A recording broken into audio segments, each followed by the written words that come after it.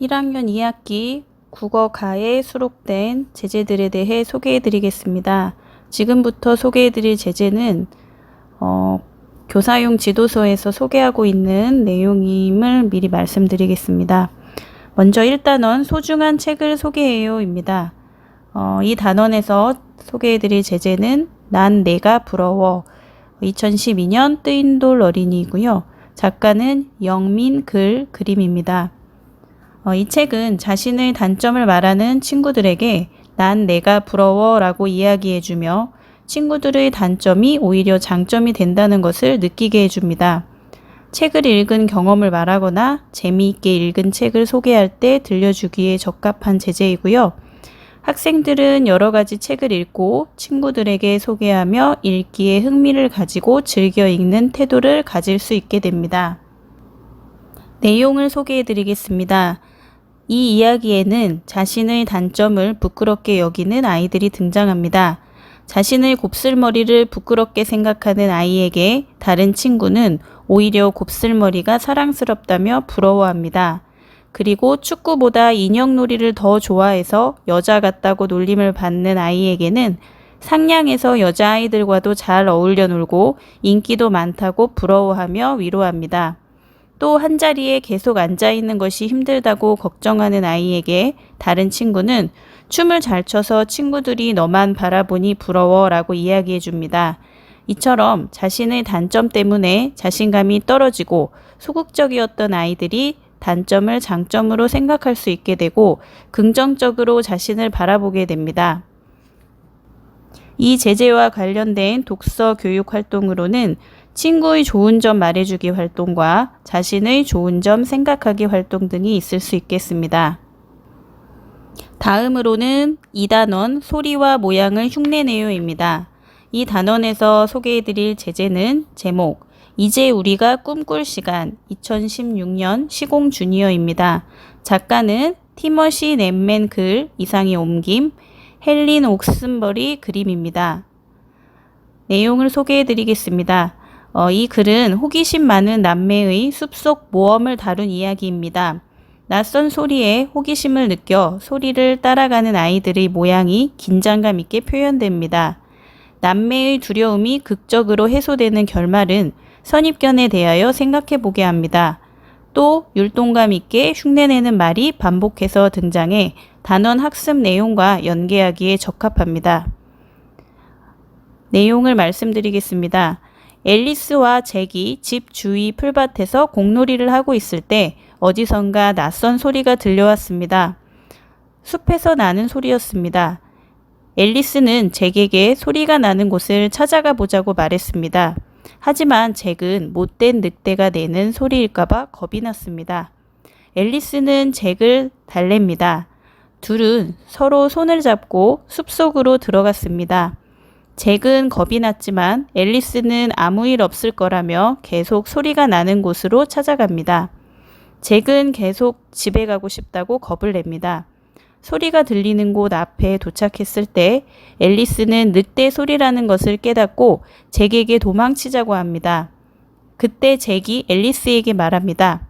못된 늑대가 아니야. 우리 엄마 같은 늑대야. 저 소리 좀 들어봐. 엄마 늑대가 아가들에게 자장가를 불러주고 있어. 저기 좀 봐. 둘은 안도하며 다시 숲을 나와 집으로 향합니다. 집에 무사히 도착한 앨리스와 잭은 기분 좋게 포근한 잠옷을 입고 이불 속으로 들어갑니다. 이 제재와 관련된 독서교육 활동으로는 이야기에 나오는 흉내내는 말 찾기 활동, 이야기에 나오는 흉내내는 말을 몸으로 따라하기 활동, 등장인물에게 배울 점 말하기 등의 활동이 있을 수 있겠습니다. 다음은 3단원 문장으로 표현해요 단원의 제재를 소개해 드리겠습니다. 제목은 누구지? 2013년 개수나무이고요. 작가는 이범재 글 그림입니다. 이 책은 토끼가 다른 친구를 위해 눈길을 치우며 시작되는 이야기입니다. 토끼의 행동이 다른 여러 동물을 행복하게 만들어주는 이야기가 꼬리에 꼬리를 물고 이어집니다. 고마운 친구들을 찾아 걸어가는 토끼의 발걸음을 따라가다 보면 고마운 친구들도 늘어나고 행복도 점점 커지게 됩니다. 내가 먼저 나누면 나에게도 행복이 돌아온다는 소중한 가르침을 자연스럽게 배울 수 있는 이야기입니다. 이 이야기를 통해 이야기에 대한 자신의 생각을 문장으로 표현하는 활동을 해볼 수 있겠습니다. 내용을 소개해 드리겠습니다. 눈 쌓인 아침, 토끼가 길에 쌓인 눈을 치우고 집으로 돌아오니 문이 고장나 걱정을 했습니다. 그때 곰이 찾아와 문을 고쳐주었습니다. 토끼가 곰에게 고맙다고 하려 하자 곰은 까치가 알려주었기 때문에 까치에게 고마워하라고 했습니다.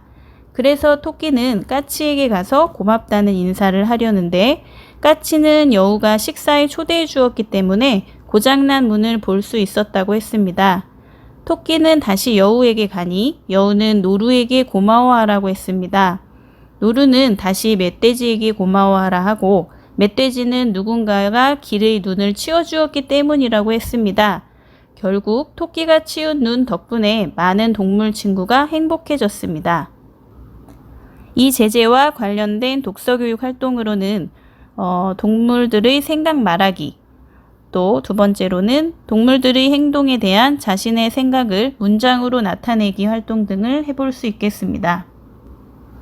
다음은 4단원 바른 자세로 말해요입니다. 이 단원에서 소개해드릴 제재는 또박또박 말해요 2011년 살림 어린이이고요. 작가는 줄리아 도널드 쓴 글, 박진희 옮김, 카렌 조지 그림입니다. 이 책은 다른 사람에게 자신의 의사를 정확하게 전달하기 위해 어떤 말하기 자세를 가져야 하는지 프레디와 요정을 통해 알려줍니다. 말하기 자세가 바르지 않을 경우 자신의 의사와 다르게 의미가 전달될 수 있음을 깨달을 수 있고 바르게 말하기 위해 어떻게 말해야 하는지 알 수 있습니다. 내용을 소개해 드리겠습니다. 어느 날 프레디는 공원 나무에 날개가 걸린 요정 벨을 도와줍니다. 벨은 감사의 뜻으로 프레디의 소원을 들어주기로 합니다. 그러나 프레디의 바르지 못한 말하기 태도로 벨은 계속해서 엉뚱한 소원을 들어줍니다. 프레디는 엉뚱한 소원을 들어주는 벨에게 화를 내고 벨은 울음을 터뜨립니다. 그때 요정의 여왕님이 나타나 프레디의 말하기 태도가 잘못되었음을 알려줍니다. 아울러 다른 사람과 이야기할 때의 바른 자세를 가르쳐줍니다. 요정 여왕님의 도움으로 프레디는 벨에게 자신의 소원을 또박또박 말합니다. 벨은 프레디의 소원을 정확하게 듣고 소원을 들어줍니다. 이 단원과 관련된 독서교육 활동으로는 표지를 보고 어떤 이야기일지 내용 짐작하기 활동, 느낌을 살려 이야기 읽어주기, 자신의 소원을 또박또박 말해보기 활동 등이 있겠습니다. 다음은 5단원 알맞은 목소리로 읽어요입니다.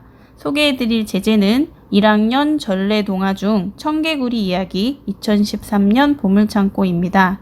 작가는 마술연필 역금 이효실 외 그림입니다. 청개구리 이야기는 저학년 학생들에게 친숙한 전래동화입니다.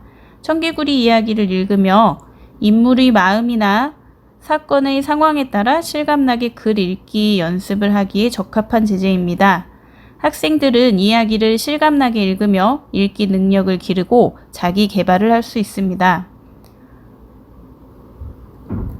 내용은 우리가 익히 알고 있는 청개구리 이야기와 동일하고요. 이 제재로 독서 교육 활동을 말씀드리면 이야기의 한 장면을 골라서 실감나게 읽기 활동, 이야기의 한 장면을 그림으로 표현하기 활동, 마지막으로 인물에게 해주고 싶은 말 남기기 활동 등을 해볼 수 있겠습니다. 이상으로 국어 1학년 2학기 가 제재를 소개해 드렸고요. 다음 영상에서는 1학년 2학기 국어 나에서 소개해 드릴 제재에 대해 말씀드리도록 하겠습니다. 감사합니다.